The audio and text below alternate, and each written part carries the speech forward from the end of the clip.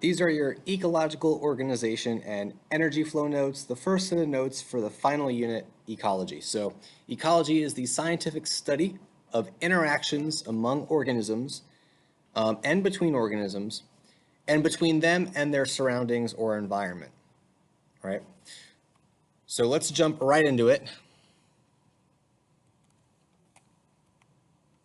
We're going to start on the left. So individuals, a specific individual, a single bacteria, a single human, a single elk. If you include multiple individuals of the same species, and that's the key point, of the same species that live in the same area at the same time. So same species, same area, same time, you get a population. And again, remember back from the evolution unit that populations are the unit of evolution in the sense that it's the populations that evolve.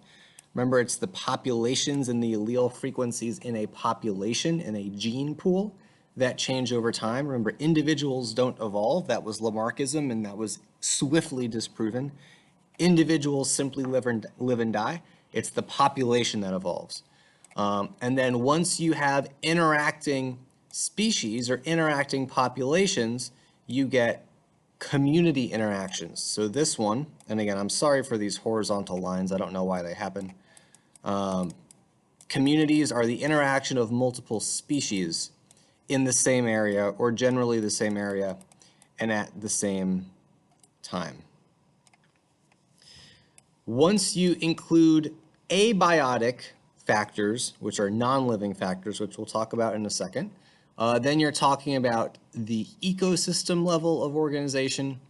And then once you include the climate and things like rainfall, etc., you are looking at certain biomes like tundra or taiga or deciduous forest. And then all of Earth's biomes together comprise what's called or known as the biosphere. But we're going to spend most of our time on the first couple levels for this video.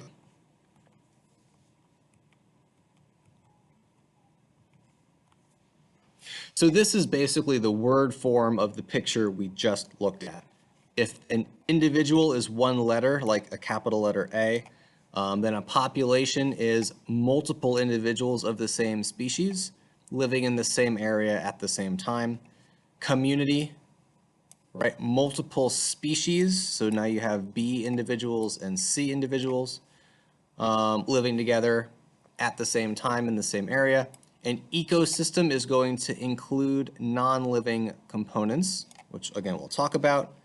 And then the biome is a group of ecosystems.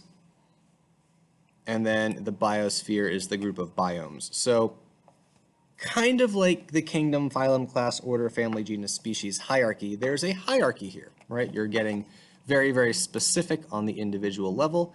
And then as you include more individuals and more species and more factors, you are basically climbing this hierarchy to include, at the highest level, the biosphere. All right, there are two groups of factors we need to go over. The first are the biotic factors, and again, biology, biotic, this is the study of living things. So biotic factors are living factors. So all living factors, all living things, all living organisms, including bacteria, your prokaryotes, and then your eukaryotes, protista, animal, fungi, plants. Sometimes viruses are considered to be in this category, but I wouldn't worry about too much which category viruses are in, even though they are definitely non-living things. That's how they're categorized. The abiotic factors are usually more along the lines of the amount of sunlight, the amount of water, the temperature, soil concentrations of different minerals, how much nitrogen or phosphorus or sulfur or potassium, or the amount of silt, clay, or sand, right? Wind, and then different environmental hazards, right? Disturbances, fires, hurricanes, tornadoes, etc., right? So those are your abiotic factors. And again, these factors don't come into play until we talk about the ecosystem level of organization. Everything before this level is biotic only. All right. Energy is what we're talking about when we're drawing things like food webs and food chains, right? So every time you see arrows like this, you're indicating the flow of energy. And energy is going to flow in one direction. It's going to flow from the sun, which is the main source of energy. Photosynthesis is the main way to capture energy. We're not really going to focus on chemosynthesis too much here. But from the sun to your producers and then through your consumers. So your autotrophs are going to capture sunlight. Remember photosynthesis. You've got sunlight. You've got CO2. You've got water. And you make glucose, right? You make C6H12, O6, and then you make oxygen. Don't worry about balancing this. But this is the primary source of energy, the sun, and glucose is your output. Glucose is your output. So anytime we need to make, and this is a good thing to keep in mind, anytime we need to make proteins or phospholipids or nucleic acids, those things contain nitrogen. They contain phosphorus. Some contain sulfur. Potassium, which is not part of any of those, but is also what's called a second messenger. It's involved in cell signaling. But the point is that you have all of these other elements that are not being produced by photosynthesis. So where do those elements come from? Right? Well, they come from the soil, and plants take them up their roots. And this is why a lot of fertilizers have things like nitrogen and phosphorus in them, right? But all of these will get added to the backbone of glucose, and glucose is a highly modifiable carbohydrate that gives you a lot of carbons to work with, and it allows you to attach different other elements to it to get things like nucleic acids and amino acids, right? But that's actually all your producers are doing. They're making glucose. From that point on, the glucose has to be modified. So that's obviously going to be done after photosynthesis. Again, we're not going to worry too much here about chemosynthesis. This is probably it probably evolved before photosynthesis, because one of the best current lines of evidence for the origin of life is actually reliant on chemosynthetic organisms, especially in deep sea hydrothermal vents. And then photosynthesis probably evolved after. But that's an active line of research. And then once you have glucose being made, and once you have oxygen being produced, and you have an atmosphere that can support aerobic respiration, you have the evolution of consumers, and then obviously the consumers are gonna take the energy harvested by your producers to build their bodies and to run their metabolic reactions. So herbivores are going to be strictly plants, carnivores strictly meat, omnivores both, detritivores. These are usually organisms that eat what's called detritus, which is just the decomposing remains of plants and animals, right? So crabs are kind of a typical detritivore, earthworms. And then your decomposers, which break down organic material. And again, by organic material, we're talking about proteins, lipids, carbs, and nucleic acids, right? I'll abbreviate nucleic acids, proteins, carbs, and we need lipids on here too, right? And again, they are using enzymes to break those down into their constituent monomers. So you've got amino acids for proteins, you've got glucose and monosaccharides for your carbs, you've got your nucleotides for your nucleic acids, nucleotides, and you've got your fatty acids and your glycerol molecules for your lipids. All right, these are simple food chains. A completed food chain does need to include the energy source. So again, for most things on this planet, it's going to be the sun. Energy is flowing from the sun to your producer, so that's the direction of the arrow, and then from your producers to whatever consumes them. So your caterpillar and your blue jay. Right. Same thing for aquatic food systems.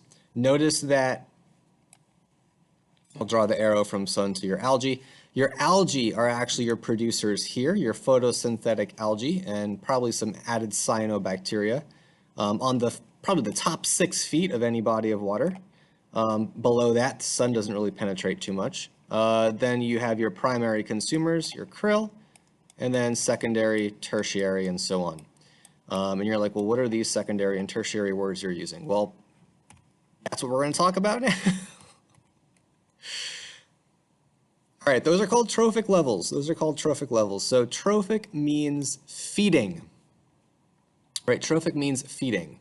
And we don't usually talk about individual food chains out of context. What you're usually going to see is food chains put together in what's called a food web. Right? So a whole bunch of interlinked food chains. And this is obviously more realistic than just a single food chain. A food web is much more realistic. So the trophic levels are each step in a food chain or food web, starting with your producers.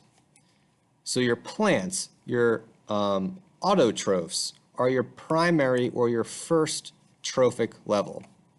So your plants are trophic level 1. Your herbivores, be it animals, be it other insects, anything that's feeding off of your plants or your primary producers are part of your second trophic level, right? The third trophic level is anything that eats them. So let's just look at the plants and then the rabbits, and that would make the fox in this case part of the third trophic level. It is possible for organisms to be in different trophic levels, right? So let's look at plants again as the first trophic level. Let's go to herbivorous insects that are now the second trophic level. And if the spider is eating the herbivorous insect, it's the third trophic level. But if the herbivorous insect is getting eaten by the predaceous insect, the carnivorous insect, which in turn is getting eaten by the spider, now the spider is all of a sudden in the fourth trophic level. So individuals can be in different trophic levels depending on what they're eating at a given point in time. If you have salad for dinner, you're a primary consumer and you're in the second trophic level. If you're eating steak, then you are a secondary consumer and you are in the third trophic level, right? Other things to keep in mind, the term primary consumer doesn't mean you're in the first trophic level. The numbers don't always match up. So a primary consumer is in trophic level 2. A secondary consumer is in trophic level 3. So make sure you're keeping your vocabulary straight. And let's actually go ahead and practice. Let's practice using the hawk and your owls. Give me all of the vocab terms that can describe the animal here, whether it's a hawk or owl or whatever. So pause the video, go ahead, do that really quick. All right, so here's some of the vocab terms to describe the hawk or owl. I'm going to go ahead and say that these are part of the third trophic level, and they are potentially secondary consumers. Secondary consumers. How did I get that? So if you start with your plants, then you go to your rabbits, and then you go to your hawk. That would get you the third trophic level, and that would be your secondary consumer, right? Rabbits are your primary consumer, and then the birds are your secondary consumer and the third trophic level. Or you could go from your plants to your herbivorous insects, to your spiders, to your insectivorous birds, and then to your hawk or owl. And that would make it the 1, 2, 3, 4, fifth trophic level. the 5th trophic level, I'll abbreviate that, and it would make it the quaternary consumer, which is the 4th level consumer. Quaternary. And I'm sure that there are other ways to do it. You could call this omnivorous. What other vocab terms? Let's see. Oh no, you could call it carnivorous. I'm sorry. Could you get a 4th trophic level? Let's see. 1, 2. Actually, I see no reason why the snake couldn't be eaten by the hawk or owl. So if you went from plants to herbivorous insects, then to your snakes, and then to your hawks or owls, you could get a 4th trophic level tertiary consumer. So just be comfortable with understanding and reading through food webs. Right? Here's another example for a more aquatic food web, or aquatic-based food web. You've got your algae as your producers. Those are your 1st trophic level. Herbivores, the 2nd trophic level. Your 1st order, or your 1st level carnivores are your 3rd trophic level, and then your higher order carnivores would be your 4th trophic level. Decomposers, it's important to note, are considered to be everywhere at every trophic level, except for the 1st. They're usually kind of off to the side of a food web in kind of their own little area. But usually you can consider them to be at any trophic level depending on what they're decomposing at that particular time.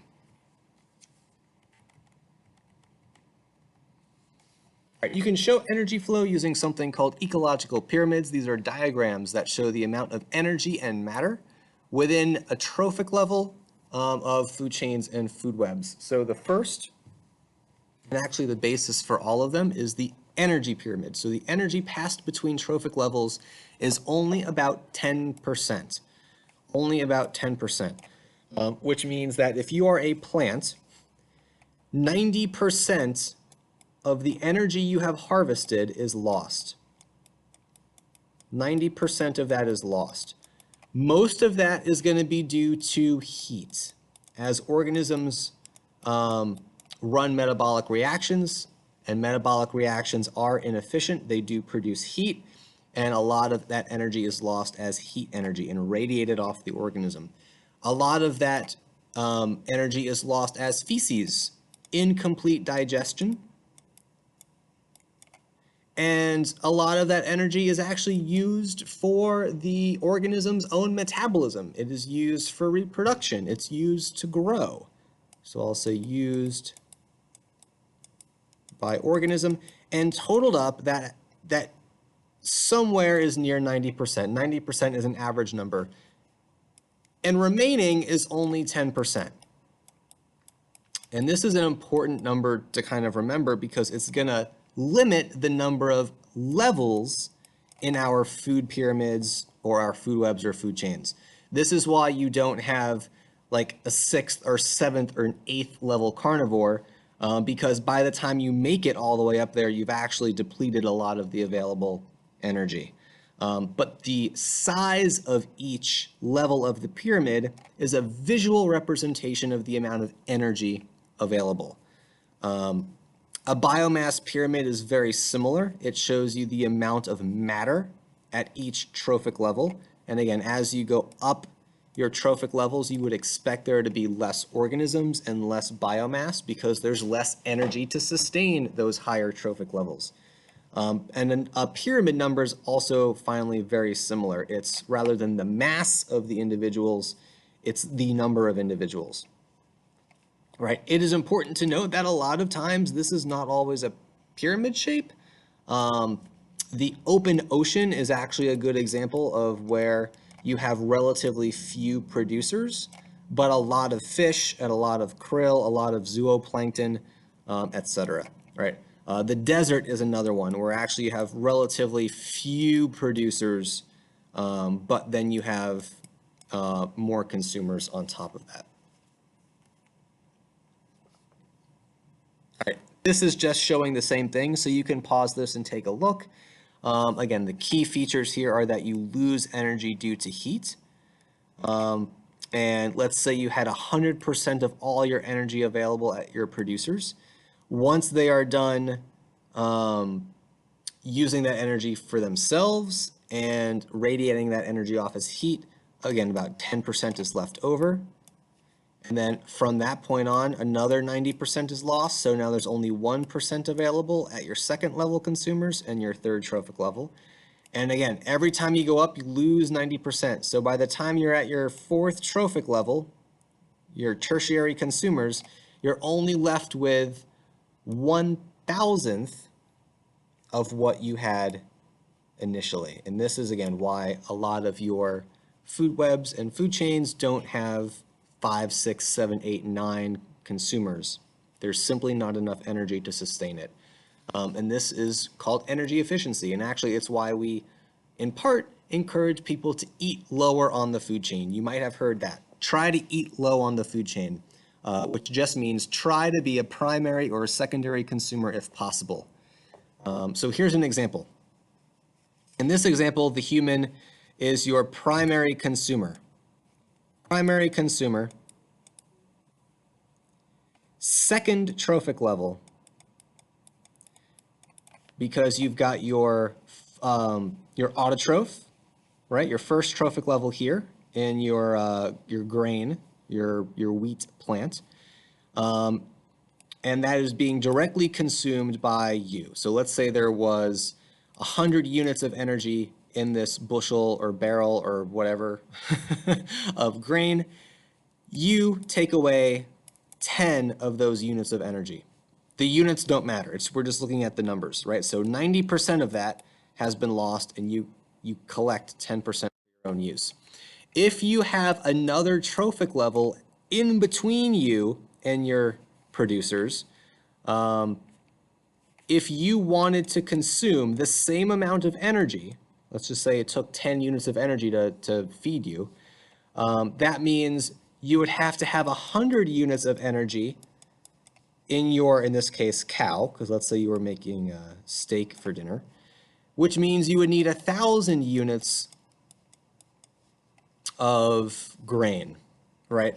So the higher up you are in a food chain or a food web, the more energy it takes to sustain that activity. And this is why shorter food chains are more efficient, and especially for human consumption too, it's actually much more costly and inefficient to eat higher up on the food chain. Last thing I'm going to leave you with, and then I'll end this video, is a nice visual on the productivity levels of terrestrial and aquatic ecosystems on Earth. So the darker the green, the more foliage there is, the more chlorophyll there is. That shouldn't be too surprising. You can pretty much see where different deserts and the Amazon and the deciduous forests of Europe and North America, etc., are. If you look in the aquatic areas, the darker blue areas are the less productive areas. The lighter blue areas are kind of intermediate, and it's no coincidence that these areas are right along the equator. If you stop and think about that for a second, it should make some level of sense. And again, as you go up toward your poles, it's a similar story because the poles will tilt towards the sun. Depending on the time of year, it's either one pole or the other. And then if you actually look at the estuaries and the openings of rivers, the mouths of rivers, and like Lake Victoria here, you've got a little bit of higher activity in your Great Lakes, kind of up towards the Arctic Circle. You have very, very high levels of chlorophyll in your phytoplankton and your cyanobacteria. So take a look. This is your planet. It's our job to take care of it. And I hope this helped, and I will see you in class.